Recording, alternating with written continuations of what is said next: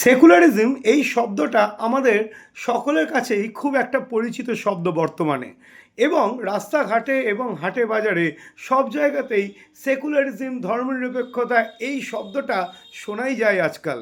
Actually এই secularism বা ধর্মনিরপেক্ষতা কি? আমরা জানি যে ভারতবর্ষ একটা সেকুলার কান্ট্রি, ভারতবর্ষ একটা ধর্মনিরপেক্ষ দেশ। এই ধর্মনিরপেক্ষতা কথার মানে হলো যেখানে রাষ্ট্র আপনার ধর্মীয় কাজে কোনো রকম হস্তক্ষেপ করবে না, এবং যেখানে আপনি আপনার ধর্মটা স্বাধীনভাবে পালন করতে পারবেন।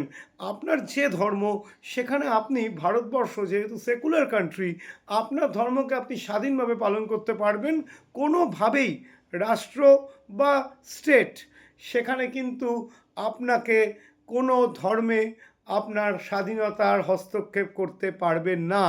সুতরাং বুঝতেই পারছেন, ভারতবর্ষ যেহেতু এই সেকুলার কান্ট্রি, আমরা কিন্তু সমস্ত ধর্মটাই স্বাধীনভাবে পালন করতে পারি। কারণ এটা মুসলিম রাষ্ট্রও নয়, এটা হিন্দু রাষ্ট্রও নয়, এটা হচ্ছে সেকুলার কান্ট্রি, যেখানে সমস্ত ধর্মের মানুষ কিন্তু স্বাধীনভাবে তার ধর্মকে পালন করে। যেখানে ওয়েবারের র্যাশনালাইজেশন কদিন আগের ভিডিওতে ছিল, যেখানে অ্যাকচুয়ালি মানুষের যৌক্তিকতা এবং বৈজ্ঞানিক দৃষ্টিভঙ্গি এই সেকুলারিজমে কিন্তু অনেকটা পরিমাণে বেড়ে যায়।